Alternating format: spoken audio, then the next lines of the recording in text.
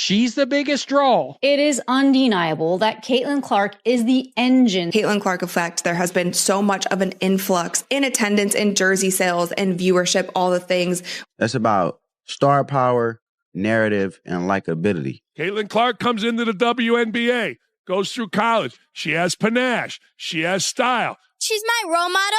I really look up to her. Why do you like Caitlin? And she's so good at basketball. Just in, the latest TV ratings are out, and once again, Caitlin Clark is rewriting the record books.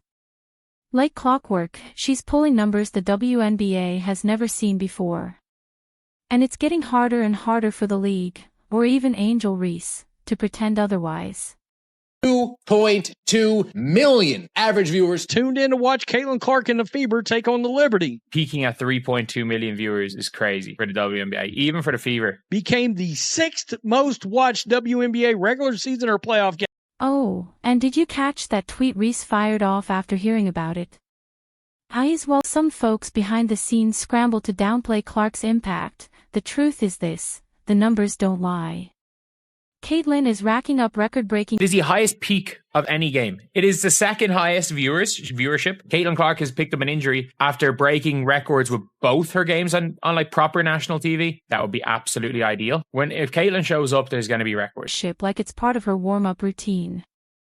And when she's out, the league doesn't just... It's more statistical proof, data, to confirm exactly what we've been saying, that Caitlin Clark is driving this whole ship. Clark is such an overwhelming draw that ticket prices have fallen more than 300% in less than 2 days. Dip, it nosedives. We're talking echoing silence in the stands, plummeting ticket sales, and a league-wide panic. So tell me, why is the WNBA letting the very woman who's saving their season get bumped, bruised, and bullied every single game? If you're riding the Caitlin Clark wave, drop a CC record breaker in the comments. Let's shine a light on what they don't want you to see. Let's break down the numbers the WNBA is hoping you'll ignore. Just days ago, Clark's showdown with the New York Liberty brought in a massive WNBA game between the Fever and the Liberty, peaking at 3.2 million viewers. And again, second most viewed game on CBS. This is a crazy situation. 0.22 million average viewers on CBS, peaking at 3.2 million. That's not just solid, that's historic. Second highest WNBA game ever on CBS. Sixth highest across any regular or postseason game since 2000. Clark is the needle mover. She is the needle mover. She is the franchise player. And she was the MVP. She is the main draw. She wasn't the one who was full sprinting down the court. And it's all being driven by one named Caitlin freaking Clark. She's still in the early stages of her pro career. But Caitlin Clark isn't just making history, she's casually dunking on it. And here's the kicker, that same Fever versus Liberty matchup last year brought in 1.86 million. Liberty versus the Fever last year on CBS did 1.86 million viewers year over year. Same matchup, same time slot, same network. We saw an increase of around 400,000 viewers on the average, and an increase of around 600,000 viewers on the peak. From the WNBA, that viewers, peaking at 2.64 million. Impressive, sure, but this year, an extra 500,000 viewers showed up. Why? 2 words, Caitlin Clark. Let's talk contrasts. The Liberty vs. Aces season opener, a game stacked with league royalty like Aya Wilson and Brianna Stewart, pulled just 1.3 million viewers. Not bad. But nowhere near Clark. Caitlin Clark effect has been a net positive for the WNBA and all of its teams. Clark entered the season as a betting favorite to win the 2025 WNBA MVP. She was the lead levels. Then Caitlin hits the court a few days later. Boom, another million-plus viewers. You can almost picture Angel Reese side-eyeing the screen like, but what about my double-double? Here's the thing, Caitlin doesn't need drama. Prime this year. Some of them have been on NBA TV and others have been on CBS and ABC. No matter what, if Caitlin shows up, there's going to be records. She doesn't need staged rivalries or cryptic tweets. She just needs a basketball. She's the headline, the needle mover, the walking ratings boost, and she does it across every platform, CBS, Amazon Prime, you name it. Indiana getting too much coverage.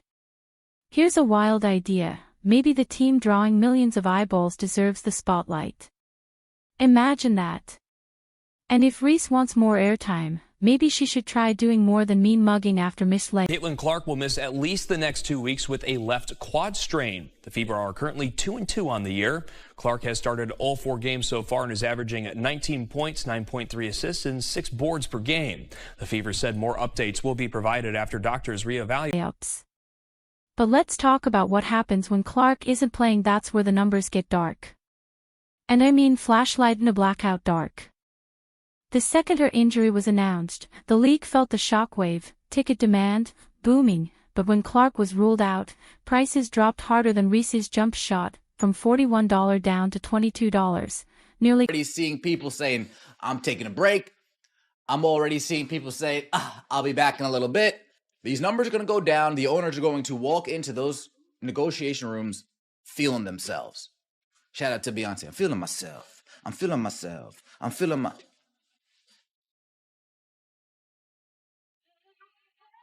Again, they're lucky this is only a rumored 2 to 4 weeks. Because if the news was the season, people would tune out 100%. Cut in half. And even then, scalpers couldn't give them away. Then came the Real embarrassment, Fever versus Sky, June 7th, United Center. 21,000 seats. With Clark healthy, tickets were going $4.86. Once word spread she'd be out. $25. A 71% collapse. That's not just a dip. There is one thing, no doubt, that's about to happen. The WNBA teams that move their games, this is about to be catastrophic for them. And it's kind of funny. That's an Angel Reese stat line when the lights are bright kind of drop, and yes, even Clark's own Fever weren't immune.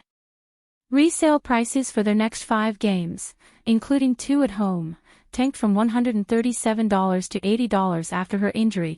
Will this be the wake-up call the WNBA needs? Caitlin Clark is out for at least 2 weeks. Now, we are going to see what you guys, not just the Indiana Fever, we're going to see what type of numbers this league can churn over without her. Difference. Clark's presence, or lack thereof. So what's the moral of the story? When Caitlin Clark played... While Reese is out here curating her TikTok highlights, Clark's just out here changing the game. For real. While Angel Reese fires off cryptic tweets, saying great things such as these records will come to her too, Clark is already breaking them. The tickets had fell 71%. They've dropped off. I mean, I thought 71% was dropping off a map. The WNBA, these games, they're on national TV and some of these large road buildings. How bad it's going to look on TV with all of these empty seats they've moved to. That Caitlin Clark is injured. Oh, the ticket prices for the Fever and Sky game just plummeted to Hades. The league shines when she sits, the league scrambles. While Reese is curating TikToks and firing off cryptic tweets about how her time will come, Clark is already out here rewriting history, and fans aren't just watching her, they're rearranging their lives around her. We're talking full-on, multi-$1,000 trips booked just to catch a glimpse of her magic. One family reportedly spent over $3,000, flights, hotel, game tickets, snacks, the whole 9 yards. Then they found out Caitlin wasn't playing, and canceled everything, didn't resell the tickets, just gave... Clark is such an overwhelming draw that ticket prices have fallen more than 300% in less than 2 days. ...them away and moved their trip to August, holding out hope she'd be healthy by then. Why? Because they weren't there for the Fever. They were there for Caitlin Clark. The only show in town. And the WNBA knows it. You could almost hear the panic in the league's marketing department the moment Clark was ruled out. Pushing last-minute ticket ads for the exact games she wasn't going to play in. WNBA is panicking because so many people are selling. People are walking away. Oh, snap. People are disappearing. The impact of Caitlin Clark on the WNBA being very close to $1 billion this year. Caitlin Clark's landing some massive television ratings. Strange coincidence, right? Because they're not doing that for the Phoenix Mercury. They're not scrambling for the Seattle Storm. They're not begging fans to show up for Angel Reese and her 6 missed layups. It's like a mini Wall Street collapse every time Caitlin Clark's not in the lineup. Fans dump tickets like they're holding Enron stock in 2001. It is a mad situation just all around when it comes to Caitlin Clark, because it's very clear that she is way stronger. Caitlin has always been an underrated athlete. She's the fastest player in the league to me with the ball in her hands, and she was the best guard finishing around the rim last year. She shot a bunch of it, and it's been the whole preseason where it looks to me like on her deepest shots, she is just getting them off like they're nothing, like they're routine, because nobody else is shooting from this distance regularly, and she's doing it with a flick of the wrist. Prices nosedive. Once packed arenas turn into echo chambers. Seats people were fighting over just days earlier. Suddenly worthless. That's not just fandom anymore, that's an economy. Caitlin Clark is the stock market. And when she's benched, the market crashes. So why, in the name of logic, does the WNBA keep letting its biggest asset get brutalized like she's a tackling dummy in a contact sport? They'll slap her. Caitlin Clark is the needle mover. She is the franchise player. She is the main draw. She is the needle mover. And she was the MVP. She wasn't the one who was full sprinting down the court. Face on jerseys use her name to pack arenas, sell out primetime TV slots. But the second she gets thrown to the floor with no call, crickets. She gets hacked going to the rim, silence. The league disappears faster than Angel Reese's efficiency in the fourth quarter. That's not just negligence, that's cashing checks with one hand while turning your back with the other. Now let's get to the part no one wants to say out loud but everyone sees. While Caitlin Clark is rewriting the record books and dragging the WNBA into the mainstream, she's not just being ignored. She's being low-key sabotaged. This isn't just neglect, it's a silent war. A battle waged in the media, on social media, and sadly, even on the court. All of it fueled by envy, insecurity, and double standards aimed squarely at the one player keeping the lights on. Christine Brennan, a respected voice in women's sports, dared to question a violent eye poke delivered by DJ Carrington. No hot take. No exaggeration. You went and kind of swatted at Caitlin. Did you intend to hit her in the eye? And if so, could you just, or if not, either way, could you talk about what happened on that play? I don't even know why I would intend to hit anybody in the eye. That doesn't even make sense to me. But no, I didn't. I didn't know I hit her, actually. I was trying to make a play on the ball, and I guess I followed through and I hit her. So obviously it's never intentional. That's not even like the type of player that I am. She got shredded for it. The online mob came for Christine Brennan like she'd kicked a puppy. Her crime? Defending Caitlin Clark. And what did the WNBA do? Absolutely nothing. Not even a "we're looking into it." They watched one of their own get publicly dragged, and didn't lift a finger. Because let's face it, Caitlin Clark is a rising star in women's basketball. She's pulling in crazy viewership numbers. We're talking about a preseason game against the Brazil national team drawing 1.2 million views. Standing up for Caitlin Clark doesn't fit their storyline. She's not flashy, she's not the influencer type, she's not out here dropping cryptic Instagram captions after a 5 for 8 shooting night. Like some players who shall remain, nope. Caitlin's game is pure. It's precise. It's the kind of basketball people want their kids to watch. And that makes her a threat to a league more focused on narratives than results. Now let's talk security, or the lack of it. Last year, Caitlin Clark faced a credible death threat from a stalker. Clark is becoming the best player, not because she's white, because she's that good. She's having Larry Bird impact. She's been the driving force of the hottest team in the entire league. Let that sink in. And what did the WNBA do? Pretty much nothing. No public statement. No announced protective measures. No league-wide support. Now she's forced to travel with her own private security team. Imagine if this had happened to another player, say, one of the league's favored faces. There'd be press conferences, league memos, and hashtag campaigns overnight. But for Caitlin, crickets. This isn't ignorance, it's hypocrisy, on full display. The WNBA shouts about fairness, equality. It's been hard for me, but adjusting and just kind of have that mindset of like just moving on has been something I try to give myself a little bit of grace. Quality and visibility, yet the one woman bringing millions of eyes to the league is the same one they ignore when she's knocked down literally and metaphorically. Meanwhile, you've got Angel Reese parading around like she's the face of the WNBA when her stat line looks like a roller coaster stuck at the bottom of the hill. All flash. No finish.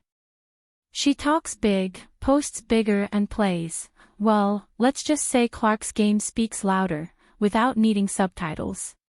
The craziest thing is for the WNBA, a game which peaked at 3.2 million viewers, to have 3.2 million viewers watch the worst refereeing performance of all time. Like, the WNBA should at least get some full-time referees. Reese is about branding, Clark is about buckets. And then there's the officiating. In that record-breaking Liberty game, 3.24 million viewers. By the way, Caitlin got roughed up like it was open gym at a prison yard. Elbows, shoves, hacks all ignored. And the cherry on top, a phantom foul call that flipped the game. Fans were outraged, the replay was damning, and the league still silent. How is your most valuable player getting treated like a walk-on at scrimmage? And don't get me started on the league's marketing whiplash when she's healthy. They milk every second of her presence. It's still resentful of her, it's still jealous of her, and it's still trying to put her in her place and give her nothing, make her earn something that she already earned last year when she put this league on the national map. For the first time ever, it was really, really and truly on the national. Posters, promos, merch. But the second she's injured, poof, she's gone from the narrative. Until ticket sales crater, then it's by now, like her ghost might show up for a layup. It's embarrassing. Here's the real story. Caitlin Clark is Indiana Fever's leading scorer at over 19 points a game. She's my role model. I really look up to her. Why do you like Caitlin? And she's so good at basketball. Caitlin Clark is undeniably the offensive engine. Because she's that awesome person, and she has like a lot of aura, so like. Cannot deny the impact that she's made on this. Caitlin Clark is the reason the WNBA hasn't flatlined. She's the media buzz. The TV deal sweetener. The spark that got dads, kids, and casual fans to finally care about women's basketball. And instead of protecting that movement, the league's acting like it's allergic to success. If the WNBA had any sense, they'd be building around her, promoting her, protecting her. Instead, they let players take cheap shots while others cry about airtime they haven't earned. The jealousy is so thick, you could cut it with a crossover. Clark's not just putting up points, she's exposing the system. A system that cashes in on her nom while doing absolutely nothing to support her. When she plays, records fall. When she's gone, so are the fans. The WNBA needs to stop pretending she's replaceable. She's not. She's the one holding the league together with nothing but talent, grit, and a smile that's still there even after a dozen missed calls. So ask yourself, how much longer can a league ride the wave without giving credit to the surfer? If you're sick of the hate, the bias, and the fake love, drop a CC record breaker in the comments.